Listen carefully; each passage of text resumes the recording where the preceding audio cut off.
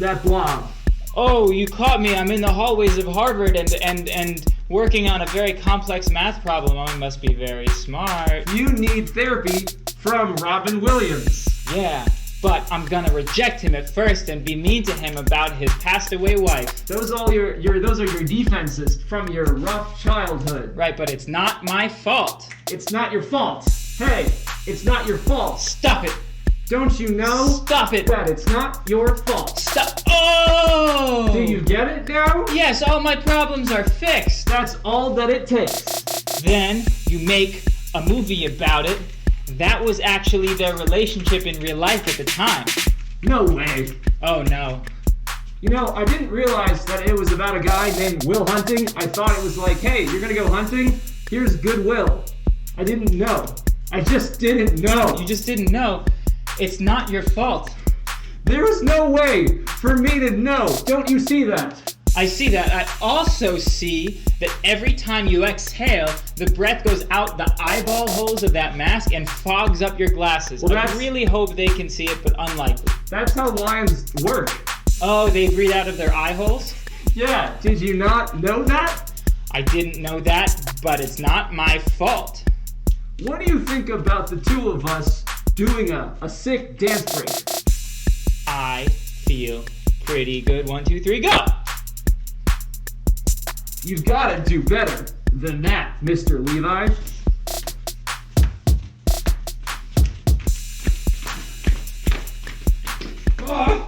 Are you okay? I'm okay, but my marker's not. You're ruining the dance break. 7:30 to 9 p.m. Eastern Standard Time. 1, 2, 3, let's go.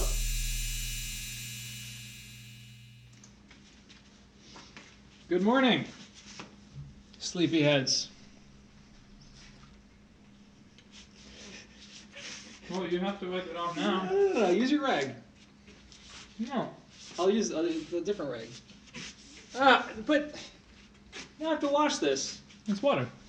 I doubt it. Do you like the name, by the way? Wait, what?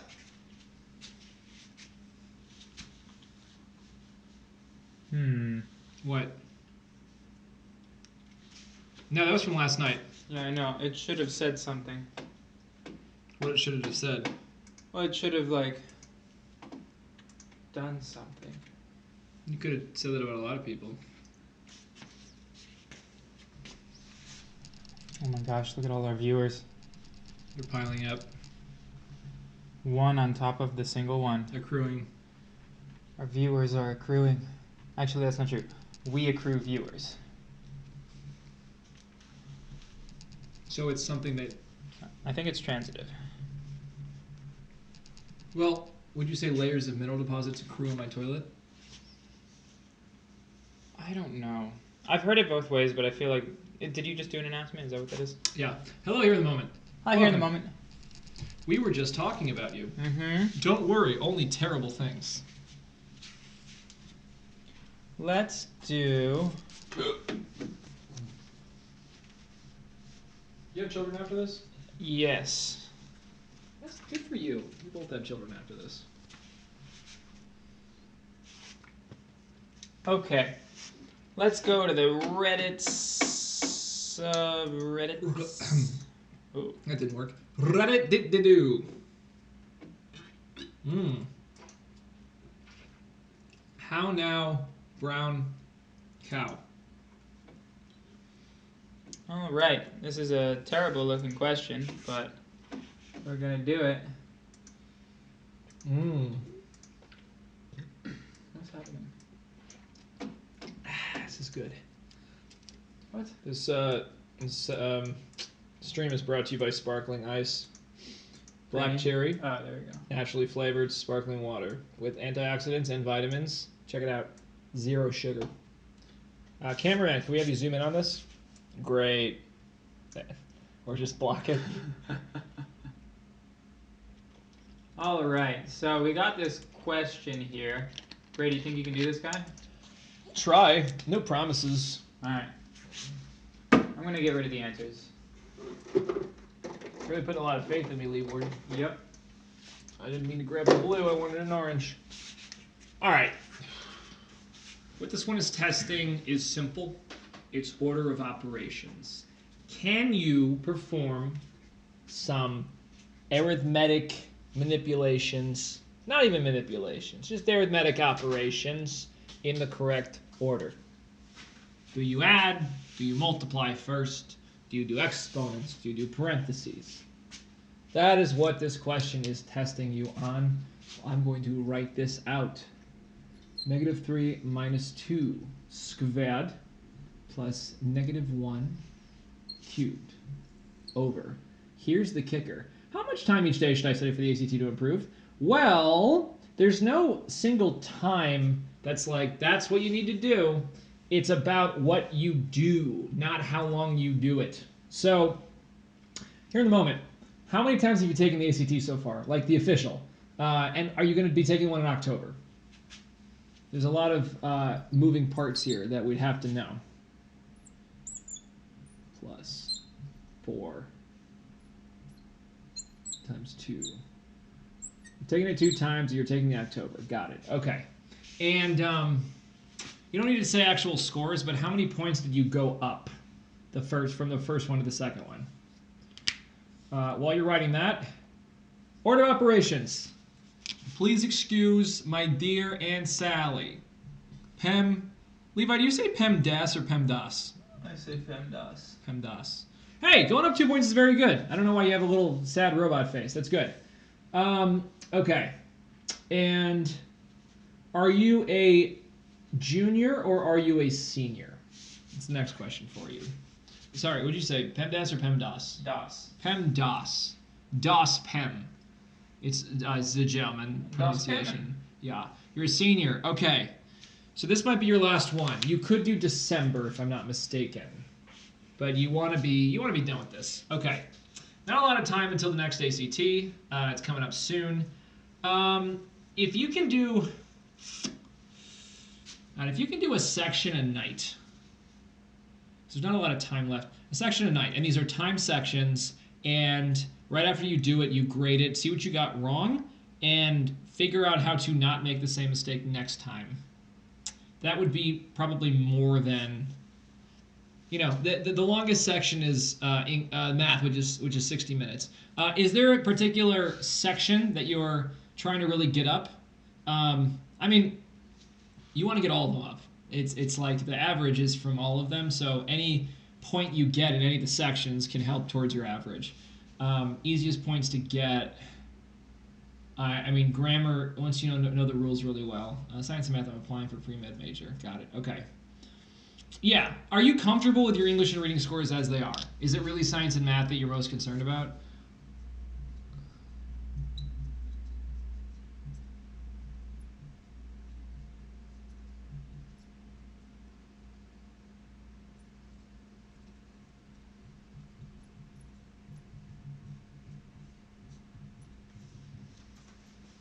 Right. Okay.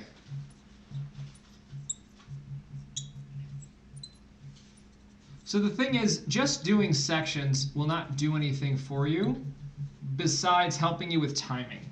You need to go over the mistakes that you made and find more concepts that don't make sense to you. Being totally frank here, that's what a tutor figures out for you. So they watch you and they figure out what you don't know by watching you work through problems. And they don't watch you work through problems. You do a section and then you bring that and say, hey, I got these ones wrong. And then you talk about it. So science and math wise, how is your timing? Are you finishing them or are you struggling with timing? While you're saying that. Okay, so parentheses is the first thing. We have parentheses here, and absolute value kind of functions as parentheses as well, means do whatever's in the parentheses first. So -3 minus 2, I'm going to perform that operation first, which is going to get us -5. So I'm going to rewrite this, -5 squared plus, now -1 is also in parentheses. And the reason why this is important is because we're taking it to an exponent, which means -1 times itself 3 times. Not 1 cubed and then a negative thrown out in front of it. That's a different thing. This is the quantity -1, and we're cubing it. And that's eventually going to get us back to -1. So I'm going to write that right there. Over. Okay, now on the bottom, no, I'm not finishing them. Poop I'm not finishing reading either. Okay, so timing plays an issue here. Okay. What is your strategy on the science section? Are you reading the passages, or are you going straight to the questions? Let's hear a little bit about that. On the bottom, which is a totally separate place than the top, which means we can work on the bottom separately.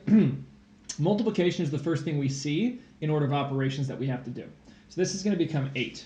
So we're going to have 16 plus 8 minus 5. And then we have to apply, all right, absolute value of -5 is +5.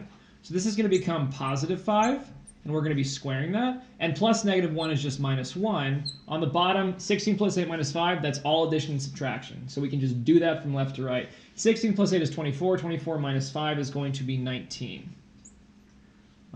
Yes, 19. All right, so now 5 squared minus 1 is going to be 25. So we have 25 minus 1 over 19, which is going to be 24/19. Okay, straight to the questions. Okay, good. Yeah, there's a lot of questions here I have for you. And you're not going to want to respond to all of them at the same time because that's going to be confusing for me. But how much are you not getting to? Like, are you even getting to the last reading section, the last reading passage? So you're not finishing math either, right? How many questions do you have left in math usually? How many passages do you have left in reading? Is it, you're not finishing the very last section, you're somewhere in the middle, and then for science as well. Let's figure out how much you still have to do. Anyway, that is this problem.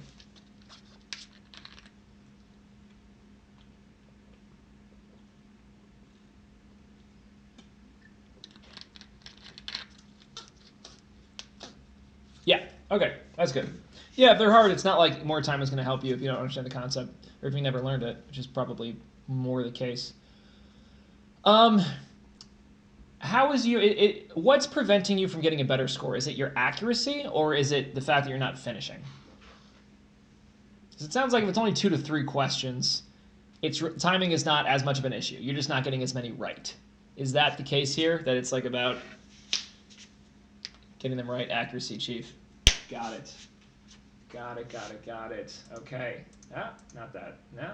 Yes, not, yeah, get rid of that. Levi. Mm-hmm. You want to find another problem? Oh, there is another problem. Oh, is there? What's the problem? Oh, it's mine. Right. Okay. Here in the moment, accuracy. That, what do you say to here in the moment here? So timing is not as much of an issue. They're trying to increase their math and science. Yes, but it's accuracy they're having trouble with. You're taking the October ACT for the last time, probably. Is there a passage type that's more difficult for you on the science? I think math is harder to raise your score just because there's so much more, but the science section responds well to really prepping that part of the test. It's good to look back at past sections. Taking practice tests is so exhausting. Yes, it is. It absolutely is.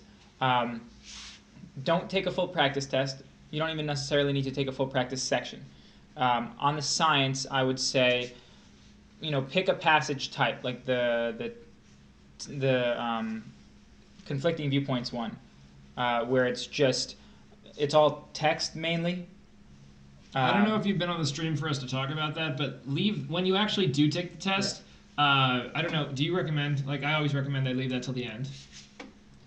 Yeah, you can leave that to the end. Yeah, the conflicting viewpoints one usually takes the longest, so I would say leave that one till the end. Whenever you get to it, skip it, and if you have time, come to it at the end, because it's all about getting as many questions done as you can in a limited amount of time. So if there's questions that take longer, you want to leave them, you don't want to do them first. You want to get, the easy fruit, the low-hanging fruit.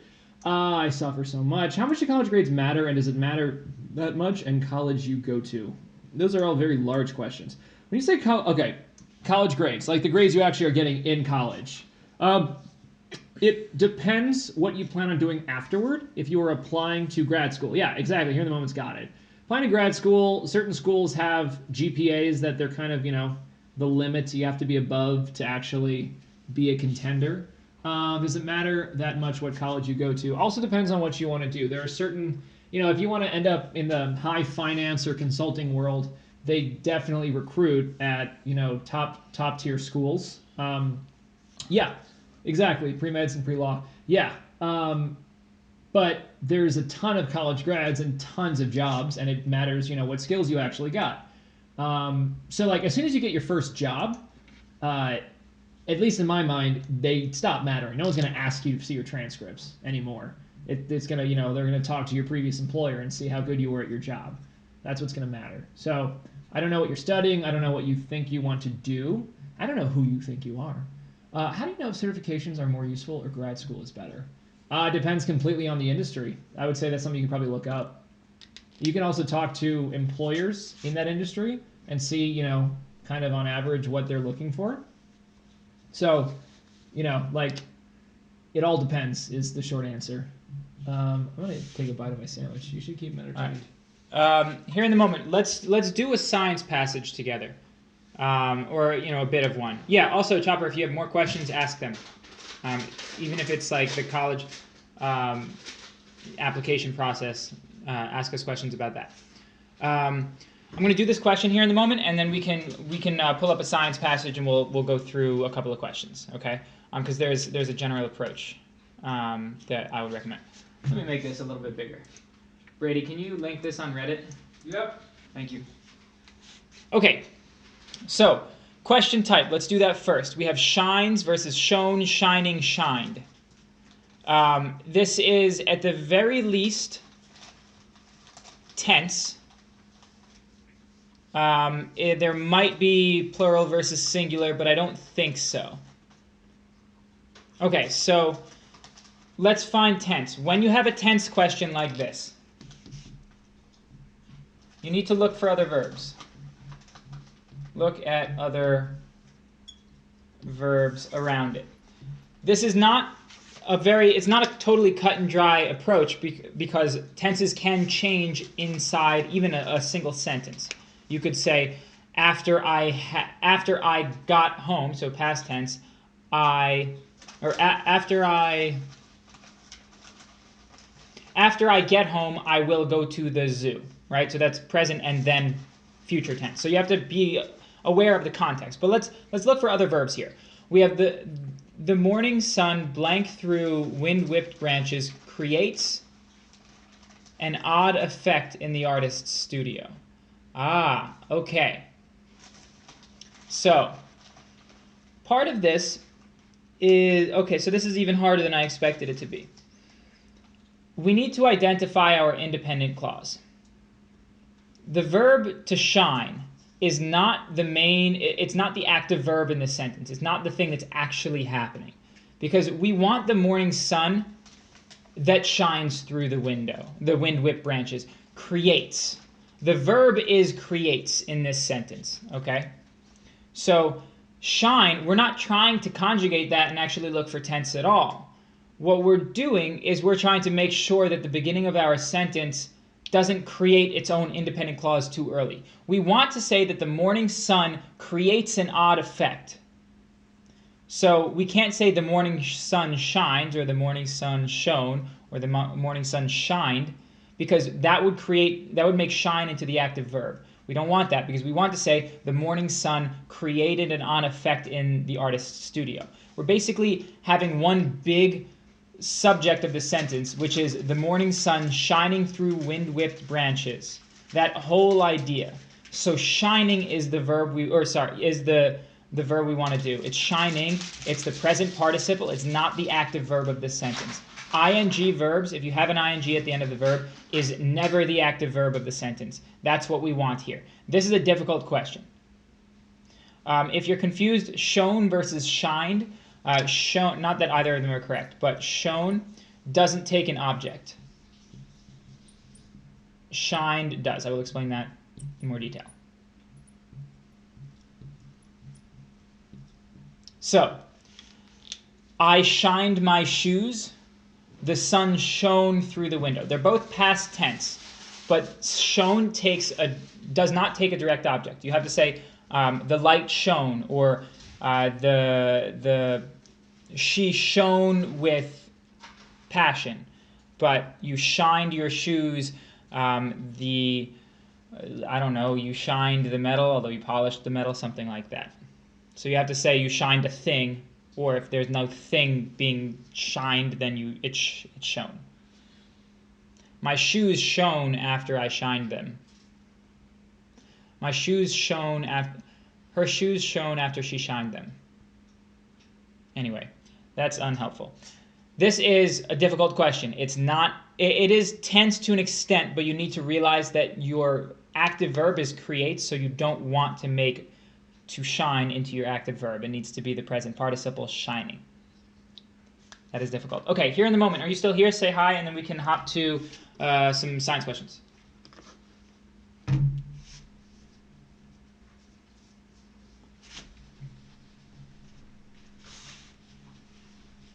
Hello. Fancy seeing you here. Bird, you linked it? Yeah. Thank you, sir. All right. Where are we here? Let's make that go away.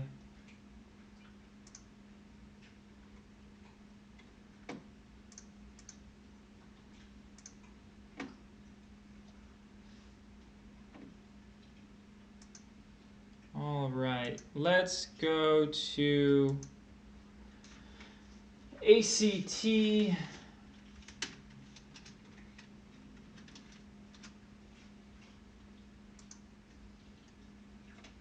So we're going to put up the free one of the ACT.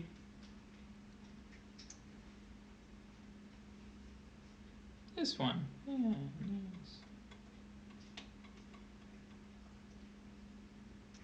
Okay. Oh boy, we need to fix this, don't we? Give me a sec. Here in the moment, have you done this test? This is 74F.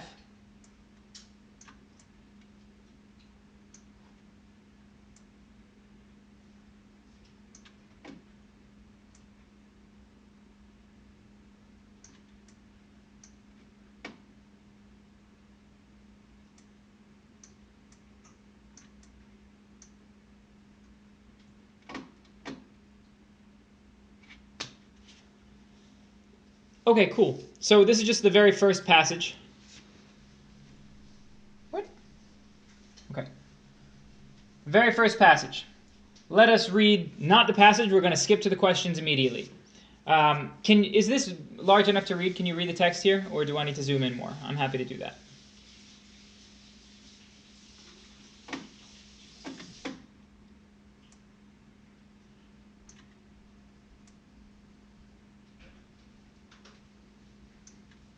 Is fine. Great. Okay, first question. According to the figure, the mass of cheese remaining at 4 hours was closest to which of the following? Okay, we have to follow the same approach to every single type of question. We're going to locate everything that the question asks. What's difficult about accuracy on the science section, it doesn't come from the answer choices, right? The answer choices aren't difficult. They're very easy to understand. We have 140, 176, 185, 190 milligrams. Those are all really simple. You don't have to understand them. The question is the hard part. So the question you're going to pull it apart. Now this question is question 1, so it's way simpler than question 5 or 6. And I'm sure you've noticed the questions get harder as you go through each passage, and then you go on to the next passage and it gets harder again.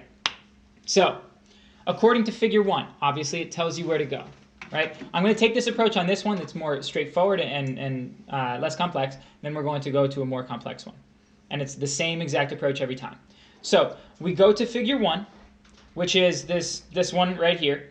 And they're asking us in this question, the mass of cheese remaining at 4 hours.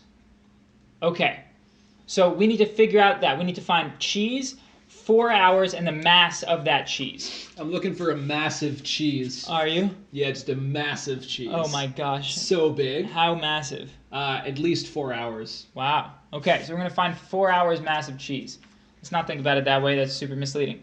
So cheese is in the key there. Now, this is a very... yes, obviously it's in the key there, but we need to very, very intentionally go through this. It's not necessary for question 1. It's necessary for the harder questions, though, because if you're not intentional about it, you will get bogged down, you will get lost.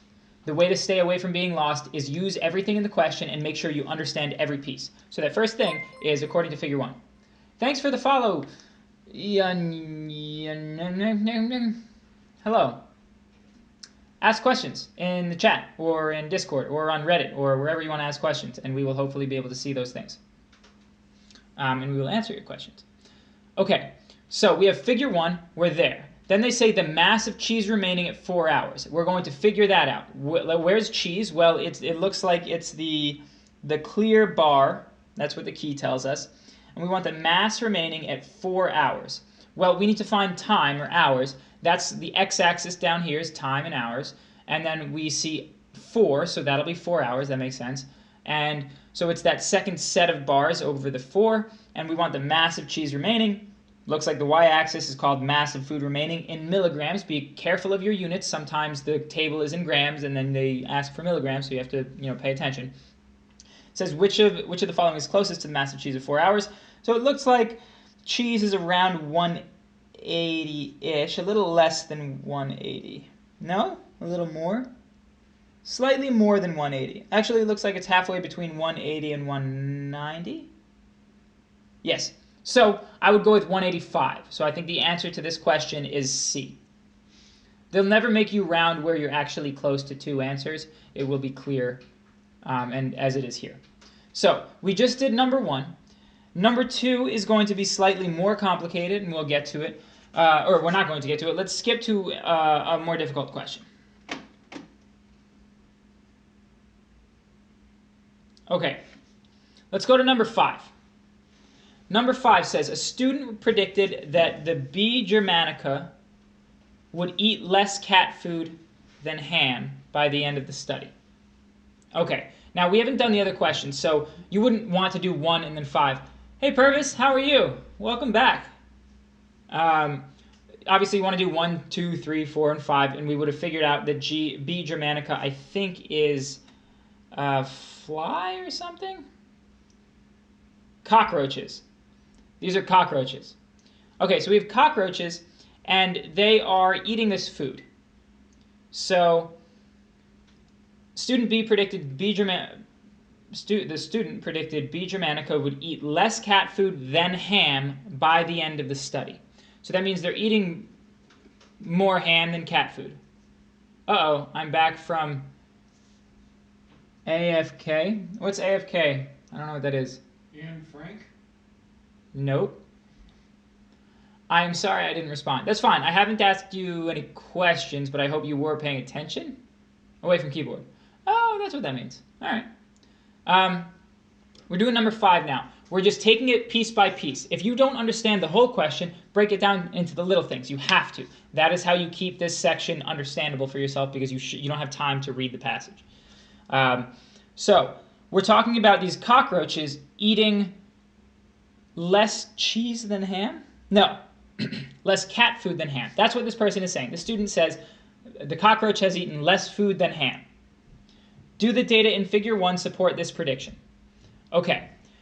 With these questions, these yes, yes, no, no questions, do not answer yes or no first. That's based on what you think, not what the data says. So don't pay attention to yes or no. Just look at answer A and say, okay, let me prove or disprove what they say there. That's a reason for yes, possibly. So instead of trying to figure out on your own where you need to look, the answer choices for these yes, yes, no, no questions often tell you where to look.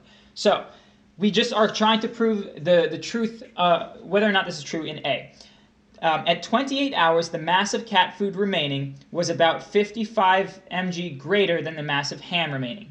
Okay, 28 hours, cat food was 55 more remaining than ham. 55 more cat food than ham at 28 hours. So let's look at our figure. At 28 hours, there should be 55 more cat food than ham. And it looks like ham is at 110 at 28 hours, and cat food is at just under 170. So you know what, that looks about right. That seems like about a difference of 55 milligrams. So cat food is about 55 more than ham at 28 hours. So I like A's reasoning. Doesn't mean it's right. We're ignoring yes. We're going to B now. The mass of cat food remaining was about 95 greater than mass of ham. No, we just said it was 55. So here, to answer these questions correctly, or to be able to disprove them, you have to look at those things anyway. So don't go looking around yourself first necessarily, unless you don't understand one of the terms. Like if you didn't know what B Germanica is, you've got to go find that it's a cockroach. So A, the reasoning is true. Doesn't mean it's the right answer. B, the reasoning is false. That's wrong.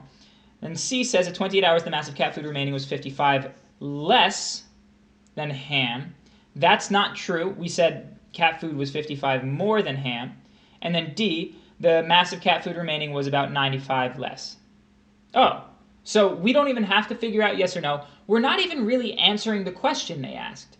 All we're doing is we're looking at A and we're saying that reasoning is correct. B, C, and D's reasoning, all of those are wrong. A is the right answer. So that approach can save you time because you're not doing work that you don't have to do. Just like you don't want to read these passages because it's work that you shouldn't be doing. You should be using the question. You should be using the answers when you can to tell you where to go. The question and the answers tell you where to go. Of course they do. That does make sense. And I don't want to talk too long on that, but that idea is really, really important to make you more accurate on the science section. Here in the moment, how do you feel about what I just said here? Or are you AFK? We're learning a lot from streaming, Brady. Good. Okay, very good. So it's always follow the path that they give you. Read the question. If you don't understand the question as a whole, break it down. Understand the first 5 words, then the next 5 words. Go to figure 1. Find all the things you need to do. Be very intentional. How do I pronounce that? Eunuch? I can call you eunuch, although it's a bit strange. Because eunuch in English means something different from that spelling of it. Can we do science passages that don't have graphs next? And could you give tips on how to do those passages fast? Yeah, let's hop down to a conflicting viewpoints passage. I think this is the closest we're going to get here. This is a conflicting viewpoints passage. It does have a table, but that is what it is. So does Matt. Okay, great. So this does require you to use the table, but every single passage in the science section has a table or graphs. But I assume you're talking about this type where they have all the text and the students. So let's start here. Question 7. This will be the easiest, so we'll be able to move on to a harder one after this. Based on student 1's explanation, so you know you're going to be talking about student 1, the same substance composes both of the samples in which of the following pairs? Whoa, we get very little information there. We're going to have to read student 1 and figure out what they mean. The same substance composes both samples, and then all the samples are A, B, C, D, and E, which seem to be in the table here. We'll probably get there. Let's read student 1. If 2 samples have the same values for all 5 properties, they are composed of the same substance. There it is. That's exactly what they were asking for. Student 1 is saying, number 7 is saying, based on that person's explanation, same substances compose which of the 2 samples, and then student 1 says same value for all 5 properties. Okay. And then let's just keep reading student 1. If 2 samples have different value for the 5 properties, they are composed of different substances. So we need to find 2 samples that have the same properties for all 5, or the same values for all 5 properties. There we go. No point in comparing them ourselves. Let's choose A because A compares, A and B, and we got to figure that out. So A to B, melting point and boiling point are off. So A and B is wrong. B and C, melting point, there's a lot of stuff off between those, so that's no good. C and D, 6s, 3s, 2s, 237s, and 885s. That looks pretty good. Let's leave it. Let's just make sure with D and E. And D and E have 6 and 8 starting off with mass, so that's no good. The answer would be C here. Now, this is a very straightforward question, but we read the question, we do exactly what it tells us to do. Luckily, student 1 is a very short paragraph, so we don't have to look far. It was actually the first sentence. Just so you know, you can expect that all of the students talk about the same stuff in the same order. They have different opinions, but they talk about the same stuff in the same order. So you can bet that student 2 is going to talk about substances and properties and values right at the beginning as well. Let's move on to a harder question for this passage. Okay, let's go to number 11, for example. Which of students 2, 3, and 4 would be likely to agree that sample A and sample B are composed of the same substance? Okay, so we need to look at students 2, 3, and 4 to figure out what they think about the same substance stuff. And we want to say that A and B are the same. Okay, so let's read student 2. Student 2 up top there says that if 2 samples have the same values for any 3 or more of the 5 properties, they are composed of the same substance. So we need, student 2 says, I'm going to write this down. Student 2 says we need greater than or equal to 3 properties being the same. Yeah? Now, student 3 says 2 samples have the same mass, volume, and density. They are composed of the same. And then they say we don't care about melting and boiling point at the end there. So student 3 says mass, volume, and density matter. And student 4 says if 2 samples have the same density, melting point, and boiling point, they're composed of the same. So we need density, melt, boil. That's what student 4 says. So now let's look at substances A and B, because that's what we're looking at. Let's double check the question. According to these 3 students, which we just talked about whom we just talked, would be likely to agree sample A and B are composed of the same. Okay, so let's look at A and B. Mass, volume, and density are 8, 4, and 2 respectively for both of these samples, but melting point and boiling point are both off. So student 4 has got to be wrong because they talk about melting point and boiling point. Student 2 says greater than 3 properties, or greater than or equal to 3, have to be the same. We have that. We have 3, and then these are the 3 that are the same. So 2 and 3, students 2 and 3 would both agree that they're of the same substance. So the answer choice here is A for number 11. Now, these might feel too simple. They might feel too hard. Regardless, notice how intentional I am about how I go through these questions. I'm making sure I understand every word of the question. If you do not understand every word of the question, it's probably, all of those words are important. All of them. There's no general ideas here. It's very, very specific and scientific, of course. Let's do you have any questions on this, either of you two? Eunuch or here in the moment?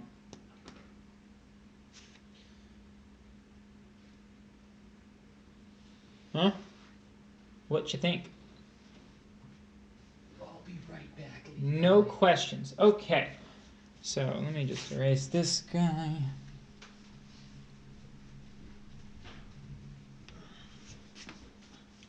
Okay. Get rid of the overlay here. And let's see what else we can pull up. Rustle up some more questions. Okay. So no more questions on that, great, but we can do questions on other things. We should do questions on other things, and you should have questions about other things. So what are your questions about other things? And let's answer them. Because I am hungry. I'm bigger than you, I'm higher on the food chain. What do we got here? Oh, interesting. Okay.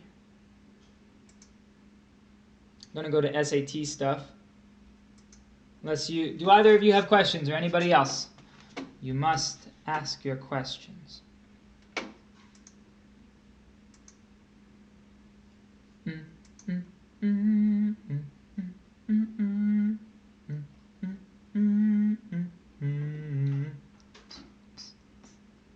English questions. Oh yeah, some basic rules. Yeah, so Eunuch, are you a native English speaker? Let's start there. Do you speak English natively or disnatively? It's not a word. Don't ever use it.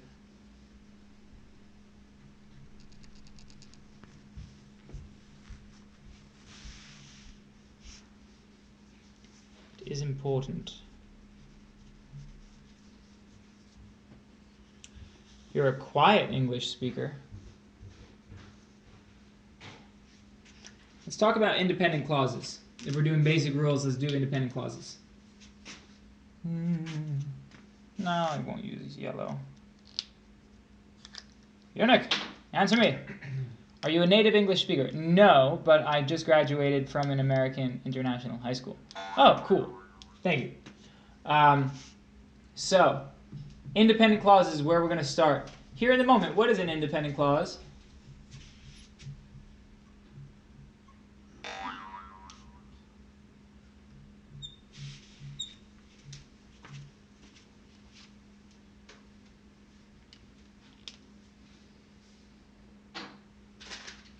And yes, I understand. Okay. Here in the moment, are you here? Are you AFK? You can't answer if you are, so I'm going to answer this. An independent clause has two parts. A clause that can be on its own. Yes, and a clause has a subject and verb. Subject and verb. And then it must be able to be on its own, you said? Yeah, let's say it that way. It's a complete thought. It can be on its own. So that's basically, if I just had this, could it be a sentence on its own? It doesn't have to be a sentence on its own. You can have, 3 independent clauses in the same sentence as long as they're separated correctly. No. I like that it can be on its own. That is honestly a more intuitive way of saying it. It can be on its own. It can just be there. Yeah? Okay. So, from here spring most of our rules for the English section. So many questions deal with independent clauses. You must know this, and you must always be looking for this stuff. This is super, super important. Some questions aren't dealing with that directly, but knowing your independent clause in a sentence, or clauses in a sentence, will make it way easier to do most of the punctuation. So, biggest thing, separating independent clauses. There are 4 ways of separating independent clauses, no more, no fewer, at least not on the SAT or ACT. Number 1, you have an independent clause, you have a period, and then you have another independent clause. That's just like a normal sentence, right? You can just, if you have 2 ICs, I go to work, Brady goes to school, then you can separate them by putting a period in between. Of course you can. This is on the test. You know how to do it, but if you see a period, that's what you need to be thinking of. Second way, semicolon, independent clause, semicolon, independent clause. It functions exactly the same way as a period. Contextually, semicolons are used to separate independent clauses that are related to each other. So you wouldn't say this marker is blue, I go to school, separating with a semicolon. That doesn't work. I would separate those with a period. Semicolon could be this marker is blue, and this marker is blue, this marker is yellow. Right? Those ideas are very related, so you can separate them with a semicolon. But otherwise, periods and semicolons are identical on this test. What that means, this is a nice little thing that helps you deal with the test a little bit better sometimes. It's not going to help you that much, but if you ever see 2 answer choices and they are identical, aside from one having a period and one having a semicolon, so everything else is the same, they're both wrong. Because if one is right, then the other one has to be right. You can't have 2 right answers. They both have to be wrong. Now, if one has a semicolon, one has a period, but the other one also has a comma somewhere else, then they're not identical, so you can't use that trick. Okay? Third way is independent clause, colon, independent clause. Okay? This is where the first thing sets up the second thing. I like to eat chocolate, colon, it's my favorite food. Okay? That's a perfectly valid use of colons. You could also use a semicolon there. You could also honestly use a period there.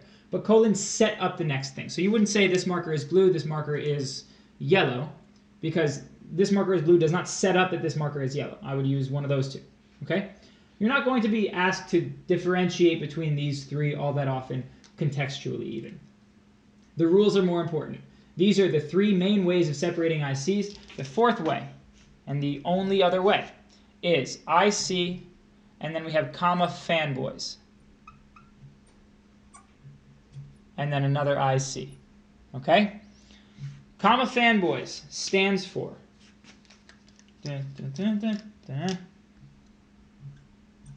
for, and, nor, but, or, yet, so.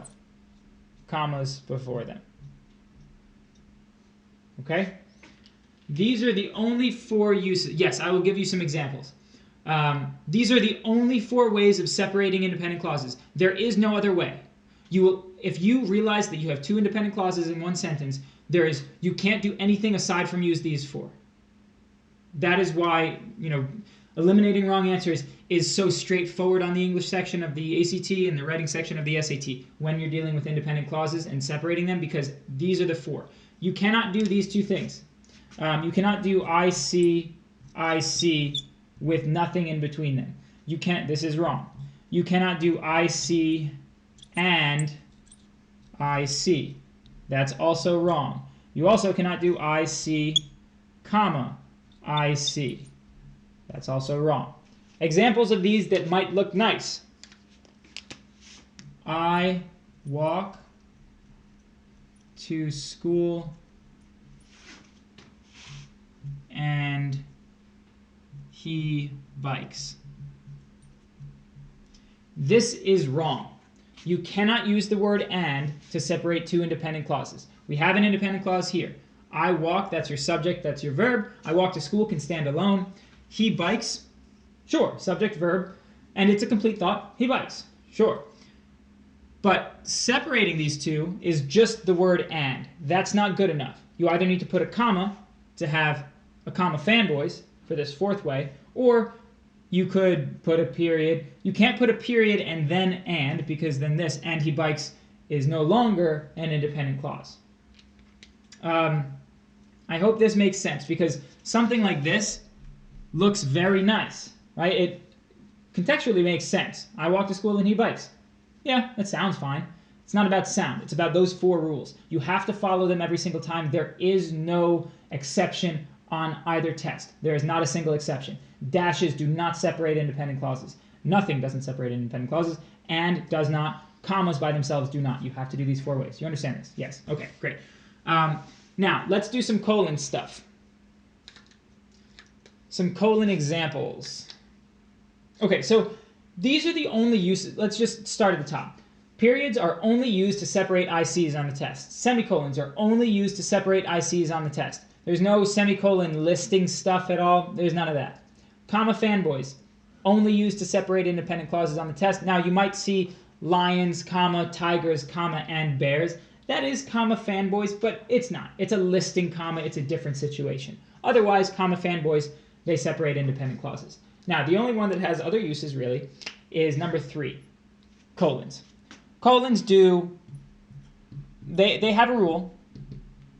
I'm not going to do it that way. Okay, colons. IC, colon, whatever you want. Contextually, it's not whatever you want. It has to make sense. Oh, boy. You can say, so you can't say this, I like chocolate, colon, Brady goes to school. That's not right. You need to make sure you have an independent clause, and then this thing needs to be set up the right way. So, some examples would be things like, so this is wrong, right, because it's only and. Some examples of this are, the jury returned its verdict. Guilty. So, the jury returned its verdict. That is an independent clause. We need that. We got it. We're good. Now we have a colon, and then we have whatever we want. It makes sense. The jury returned its verdict. Guilty. You could also say, the jury returned its verdict. The verdict was guilty. You could also have that after the colon. Now, the second one would now be an independent clause, but you're allowed to do that. That would be one of the ways to separate two independent clauses. What you have to have for a colon, though, is IC, colon, whatever you want. Okay? So this is with one word. You could say, I buy fruit, apples, bananas, and pears. That's fine too. We have a list afterwards. It doesn't matter. I'm in high school now and I'm taking my first PSAT soon. Oh, Chesky, good. Yes, I think I knew that at some time. Are these examples pleasing you, Jerklump? Also, this last thing here, this is that listing comma. It's comma and, yes, but it's clearly part of the list of apples, bananas, and pears. This is called the Oxford comma also. You're not being tested on that. So you don't need a comma there. You can have one. They're not going to test you on it. These are examples of colons. I'm personally very happy with this explanation, but that's because I made it up. Does it cover what you want covered for colons? That is, what you do when you see colons is follow this rule. Do you have an independent clause before it? I thought an Oxford comma was a semicolon. It is not. It never has been. You made a mistake. That's pretty funny, though. I like it. But that's not what it is. That's a very interesting misinterpretation of the situation. You can use semicolons to list things. Not on the test. They're not going to test you on that. But an Oxford comma is not a semicolon used for lists. That's a very interesting misinterpretation. I remember using listing using semicolons. Yeah, you can, but not on the test. They're not going to test you on it. Okay, so that's all this stuff. I'm going to erase. It covers what I wanted to know. Thanks. Cool. Yeah, let's do a couple practice problems. Yeah. It was in July. What was in July? Did they really? Did you need to know to get the right answer? Ah, Bird. What? Did you know that they used listing commas? They used listing semicolons? Like in general or On the test? July ACT. I did not know about that. Yeah. Okay. That's good to know. Ugh, that's annoying. Okay, whatever. Thank you for letting me know, though. Okay, so let's do some practice questions. You're right. Yes. It's Sally. Is it? Yeah. Who's Vanessa? I don't know. Is it in the email still? They're a site assistant. There is a Vanessa. Who is that? I actually don't know who that is. Okay. Okay, we're doing semicolons, commas, things like that, yeah? No, not commas. Dash, da-na, da-na, da-na.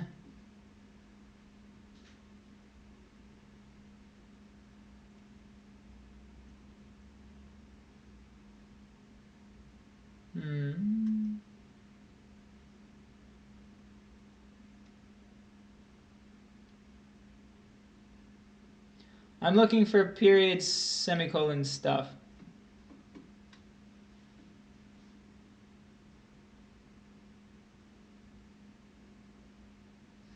There's some there. Yeah, let's do 26.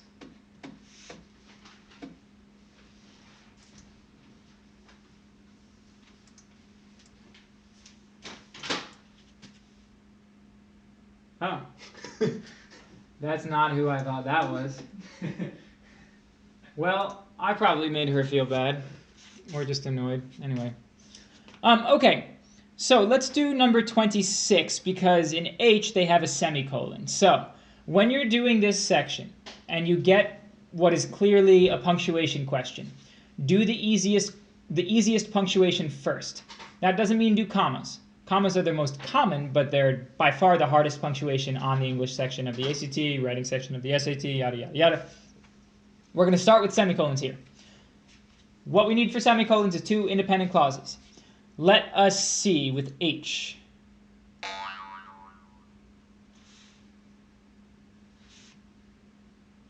In H, we have a semicolon after feet. So I'm going to read this sentence before feet. We need an independent clause before and one after. So we have, but at a length of 22 feet. No. There's no verb there, so it's wrong. It can't be an independent clause because it can't even be a clause because it doesn't have a verb. So in 26, H is wrong. Then we'd have to do other stuff.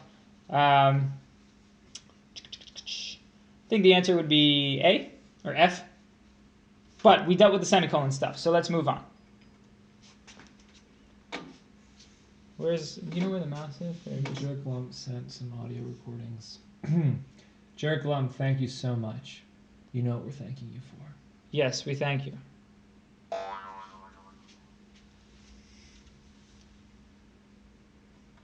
I'm looking for more semicolon period questions.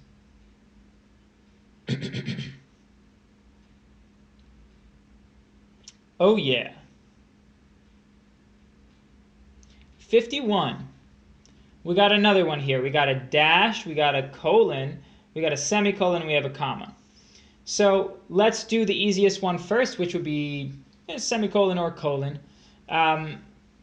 Semicolon, colon both need independent clauses at the beginning.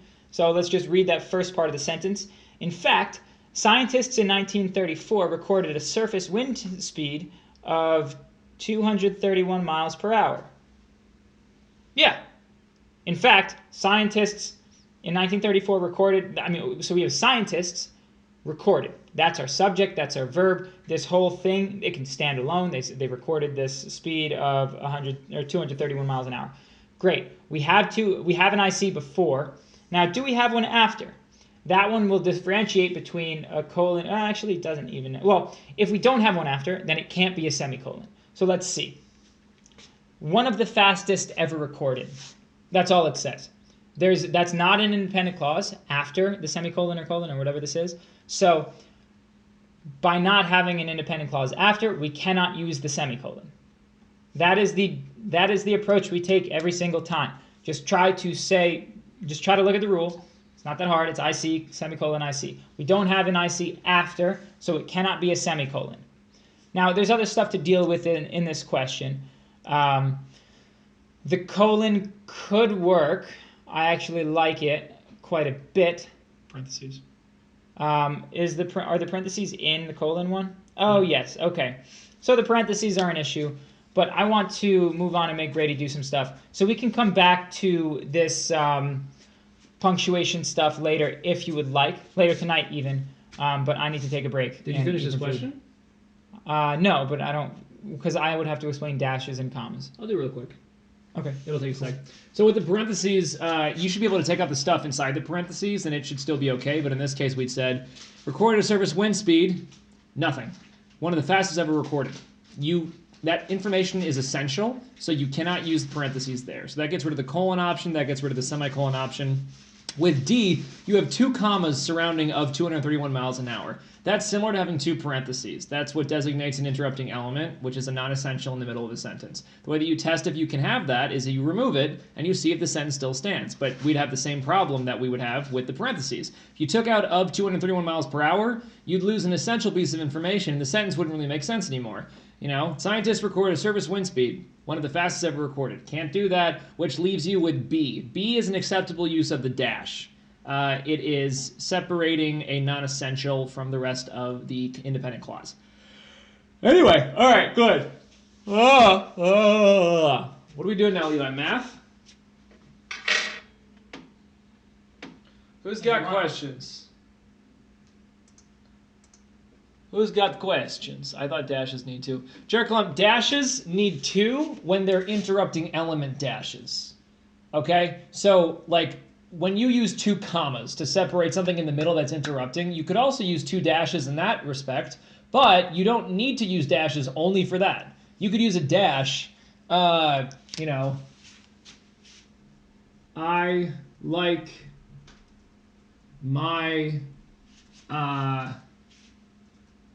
like my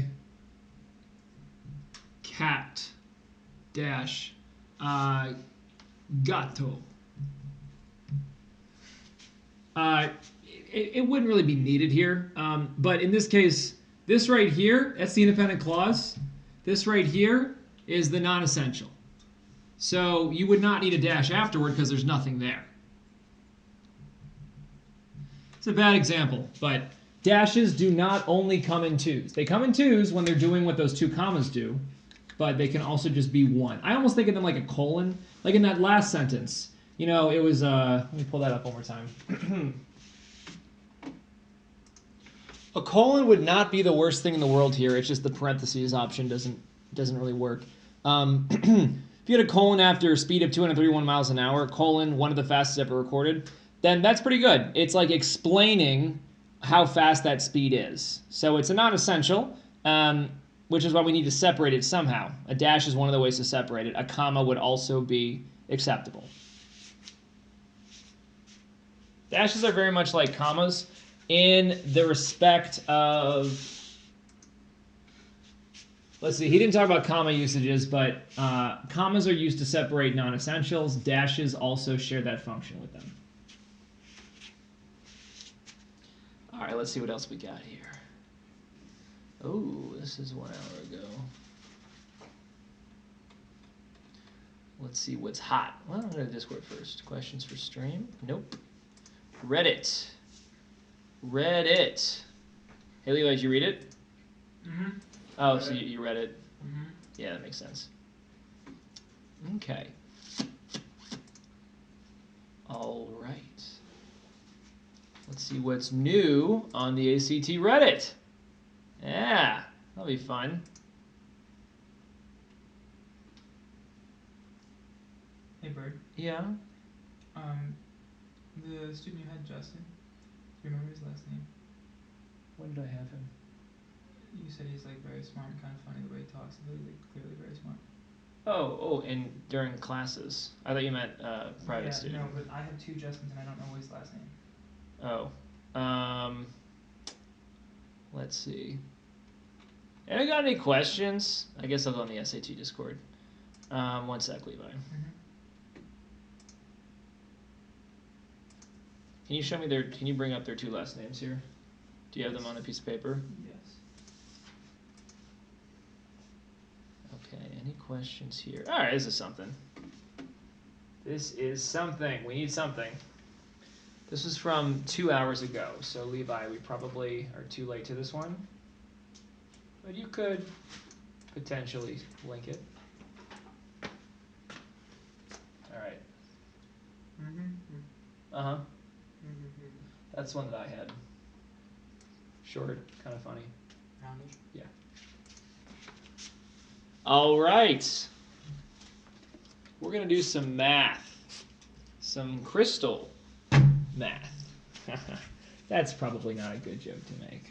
I like it. A lot of people are addicted to that. That joke. They got to just keep hearing that joke. Should we refer to drug addiction, Levi, on our stream? Yeah. Oh, that's right, we should. Forgot about that. That's a good thing for us to talk about. Here we go.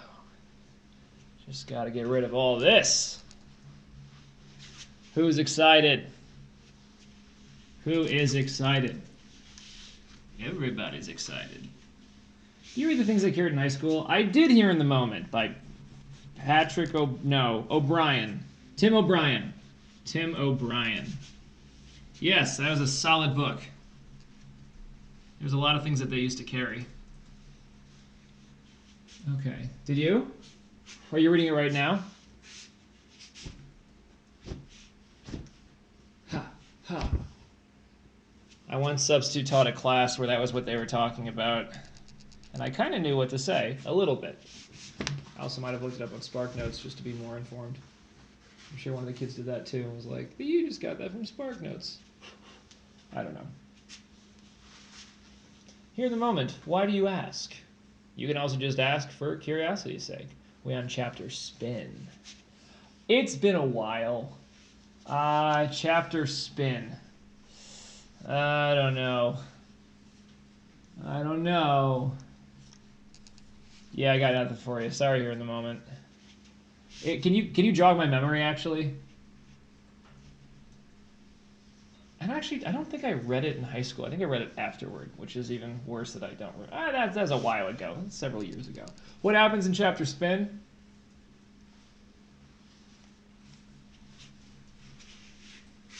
Remember Azar?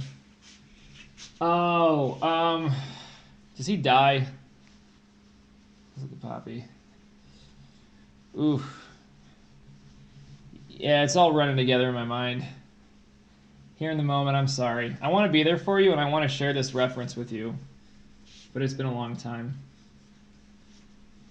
I do remember when they stop at a pagoda, and they're just like, what are we doing here? And it was like a metaphor for the Vietnam War in general. What are we doing here? We should have fought that war. You know, Levi, in 7th grade, I read a book about a kid that was drafted in the Vietnam War. Yeah. And it was a novel. Is he still there? Yeah. Never mind. Yeah, he's still there. No. And at the end of the paper, I said something like, you know, it's because of brave soldiers like him that we won the Vietnam War. I didn't know that we lost. When did you do this? 7th grade. Oh, okay. Yeah, 7th grade. And the teacher returned the paper like, yeah, but we lost the Vietnam War. And that was news to me, because I didn't realize that America had ever lost wars. But it turns out, yeah, we did. And of course, it meant a lot more to them that they won than it did that we were just, you know, out of their country. It's not like they're invading our country. Thank God for the Atlantic and Pacific Oceans. Anyway, which of the following is equivalent to the expression above? Interesting. So this is combining like terms. That's what we have to do. Now a like term needs to be the same exponent and the same variable and the same exponent. So for instance, you could combine these terms, but you cannot do anything with this term because it's got a different exponent. So I could add these up, and I would get 4x to the 4th minus x squared. You can also have terms that have multiple variables built into them. So x squared y.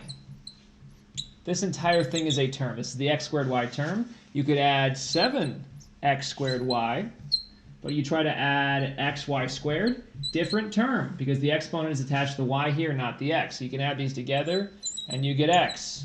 8x squared y plus xy squared. Can't have that. All right, this is a little primer, very small, really for all the kids back home that I did that.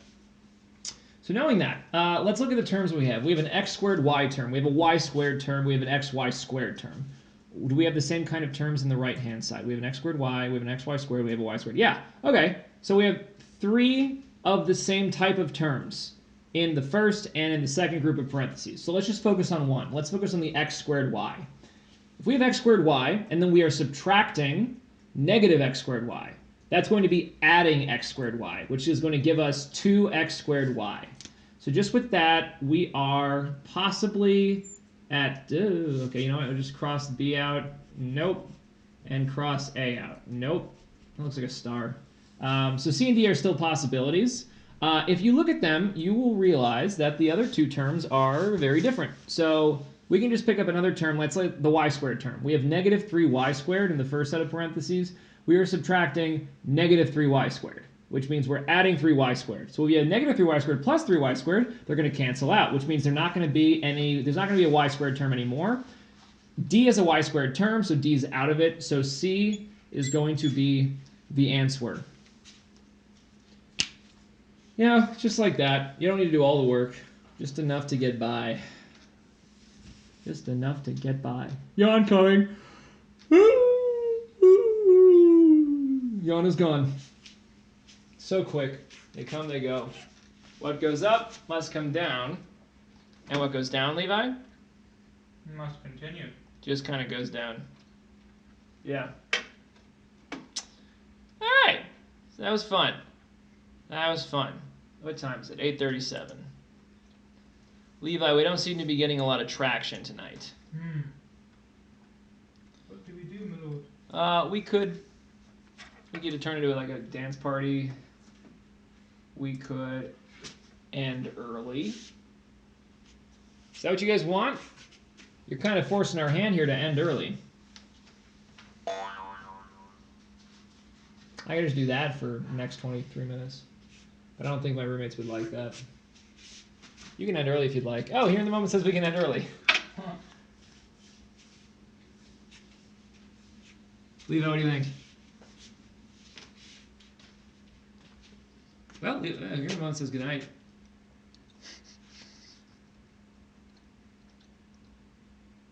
Steven. Steve. That's what I call him. He's a friend of mine. Steven, what do you want to know? How long have you been watching us? Here are the hard ACT questions. Oh. Math. Yeah, we can. Yes, we can. The last one's for example. Oh, yes. We know where the hard ones are. They're at the end. Absolutely. Levi, you want to pull up an ACT math section? Very good. Steven, what do you want to know? You want to know how to ride a motorcycle? Is that what you want to know? You want to know how to floss really aggressively in the mirror? Because you know I know how to do that. You were there. I wonder if Steven's even still watching.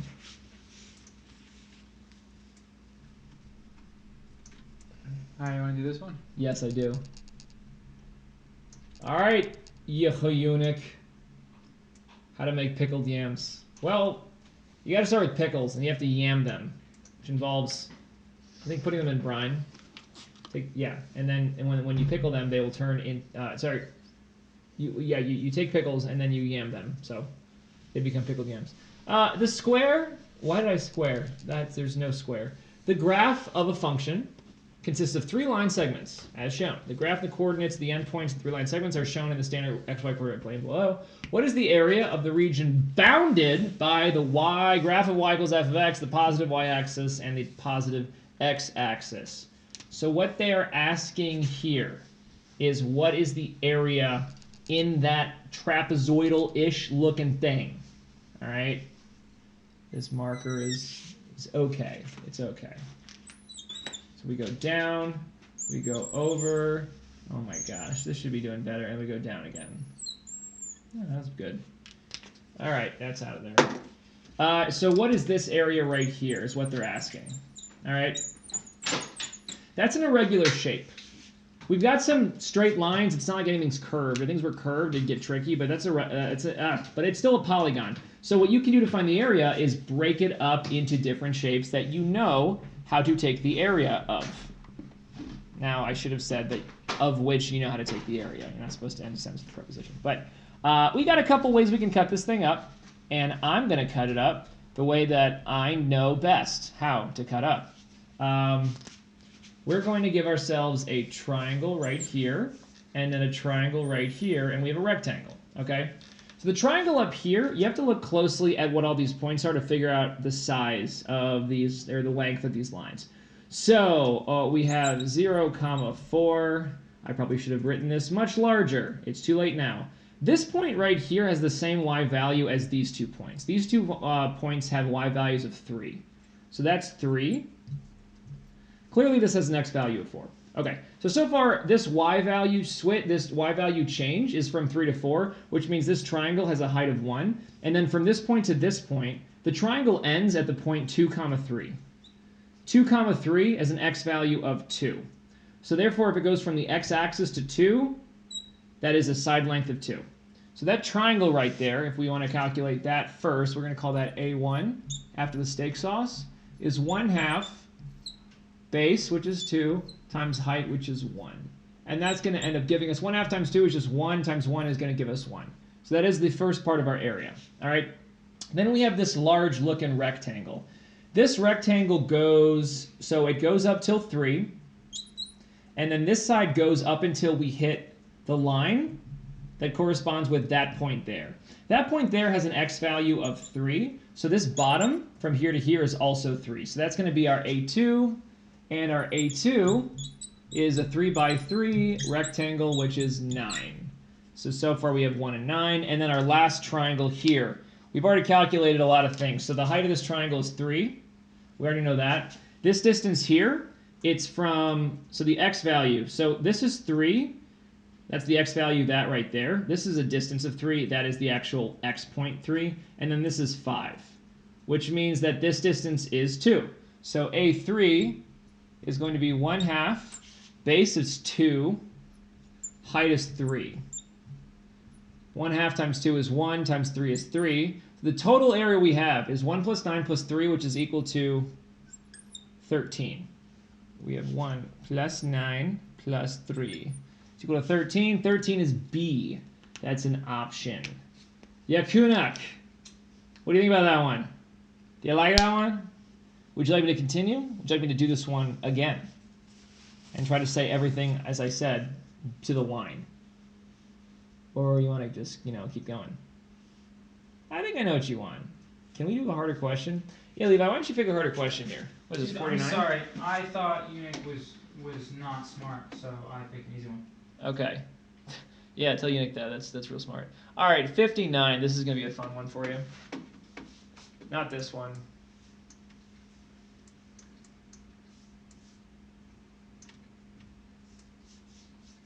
Okay. I like this one.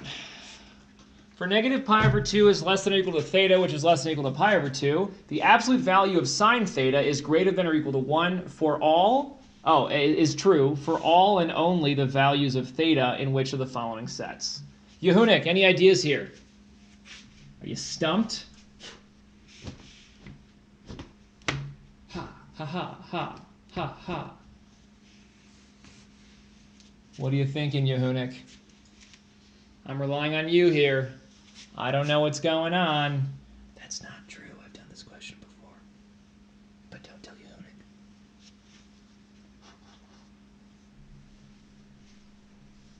Yehunik, do you want me to just do it? Or do you want to do a back and forth thing where you try to figure it out?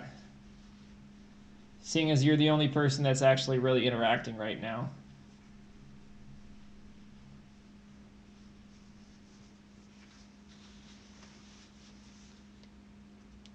Because I am wildly prepared to do this right now.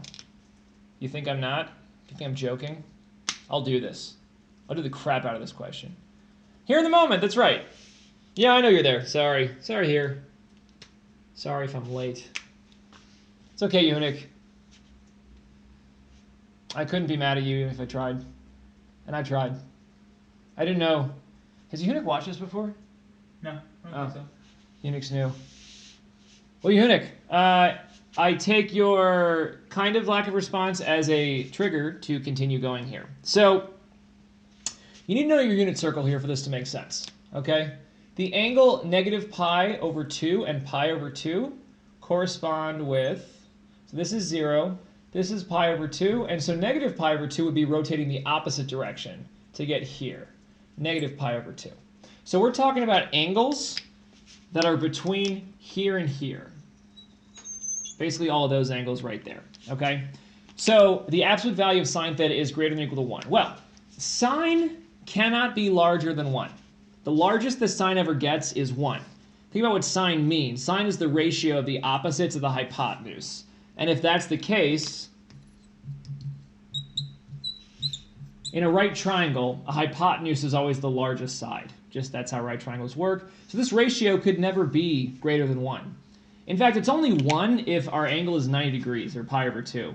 And at that point, it's not even a right triangle. It's just a vertical line. It wouldn't really make sense. That's not true. It would be 2 vertical lines that look like...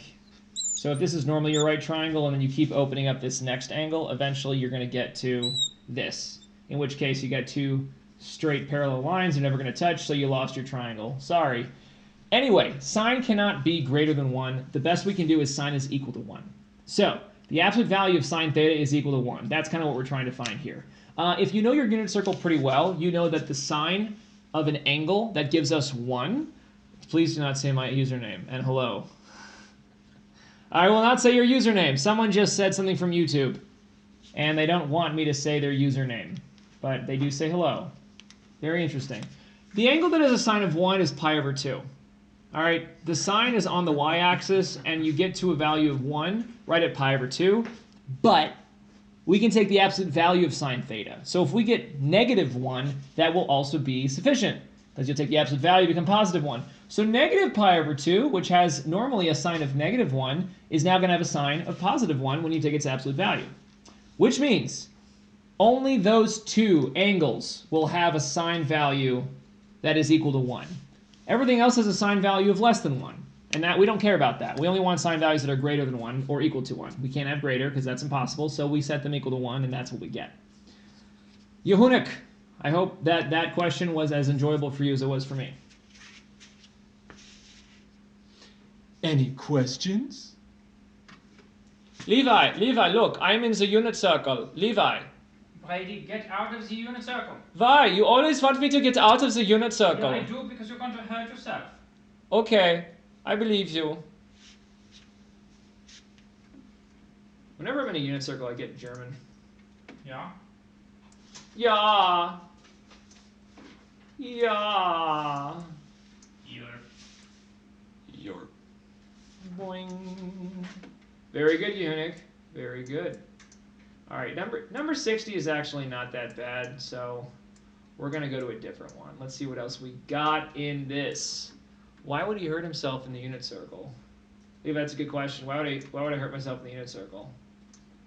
Well, whenever Hans goes in the unit circle, nothing ever good comes of it. So he might hurt himself. He might hurt someone else.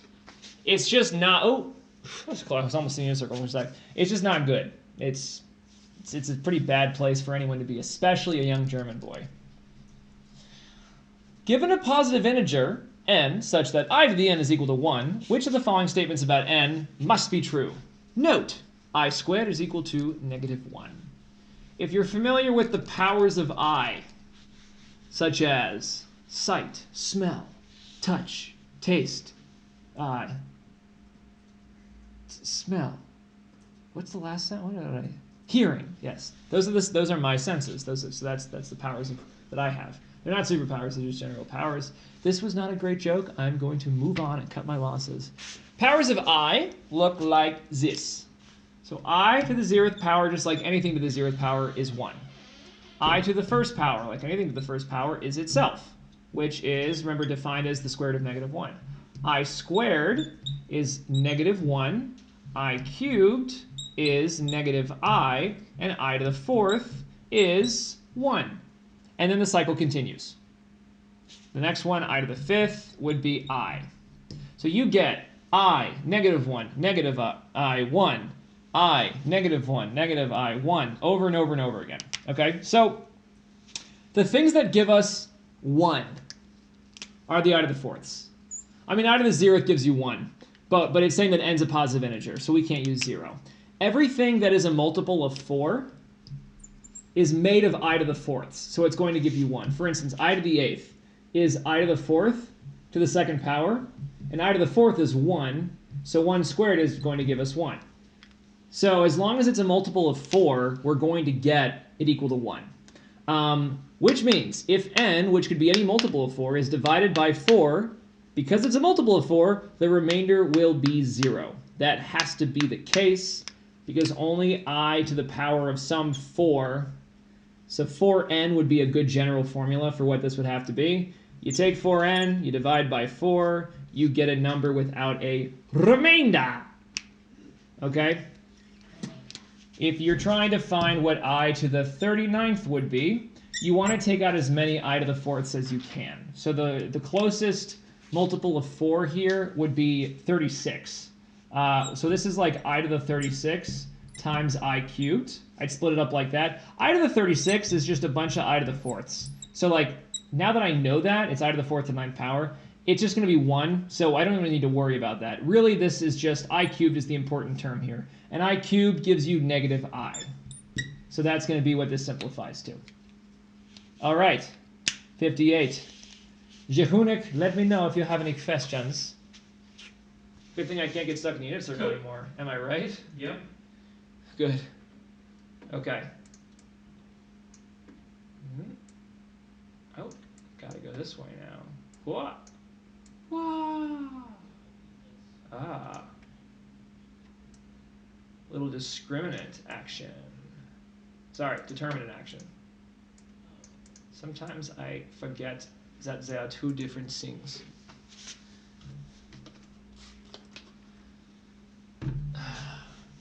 Yeah, Levi, I did get the remainder part. Ah, okay. So, does it make sense to you why I to any multiple of 4 gives you 1? Are you solid on that? And I want you to be honest here. You've got to be completely solid here.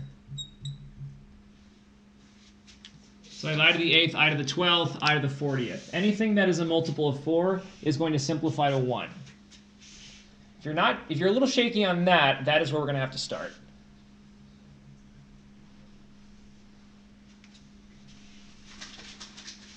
Yes, okay, good.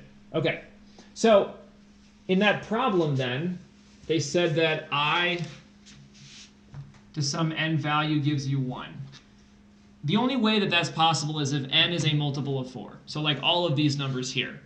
So if you take any multiple of 4, like 8 or 12 or 40, and you divide it by 4, here's what's going to happen. It's going to divide cleanly. If these are multiples of 4, that means they can be divided by 4. 4 is a factor of them. Oh. And if you can divide by them, you get a nice whole number answer, which means there is no remainder. If I had something like this, we're going to say 9 divided by 4. You can only take 2 4s out of 9. You got it. Okay, good. Good. Levi, you got something to say? You got something to say, Levi? No. Yeah, I'm doing math. That's right. That's what I thought. All right, 8:54. We're going to have to leave in a couple minutes, by the way. As fun as this is, Levi and I have to actually earn our daily bread with things that pay us. Like tutoring. Please pay us things. Yes. We use those things to buy bread. For what positive real value of k, if any, as if, is the determinant of the matrix k43k equal to k? They give you the formula for the determinant of a matrix. So, what a determinant is well beyond my pay grade to actually explain it, but how you calculate it is right there. It is a diagonal multiplication and subtraction situation. It is definitely a situation. I got a perfect score. Dr. Disrespect. You got a perfect score?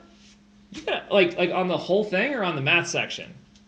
So they tell us here the determinant of a matrix A, B, C, D gives you, so determinant of that gives you AD minus BC, which means they multiplied these two things together and they subtracted the product of these two things.